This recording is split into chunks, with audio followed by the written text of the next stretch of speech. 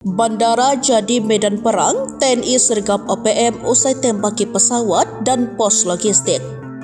Pesawat dan pos logistik di Bandara Sinak rusak akibat ulah OPM. Syukurnya peristiwa yang terjadi pada Senin 8 Juli siang itu tidak sampai memakan korban. Ulah OPM ini menyebabkan baling-baling pesawat rusak. Mengutip siaran pers resmi Satgas Damai Kartens 2024, sejumlah anggota OPM menembak pesawat yang hendak mendarat. Adapun pesawat yang ditembaki ini bernama Smart Air PKSDH. Kali itu pesawat tengah mengangkut 5 penumpang. Kasatgas Humas Ops Damai Kartens 2024, Kombes Pol Bayu Sosedo mengatakan, pilot pesawat dengan sigap memutuskan untuk tetap mendarat di Bandara Sinak.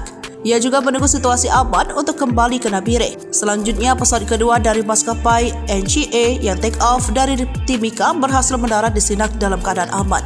Setelah situasi kondusif, pesawat Smart Air dan NGA yang sempat tertunda keberangkatannya berhasil kembali ke tujuan awal yaitu Nabire dan Mimika.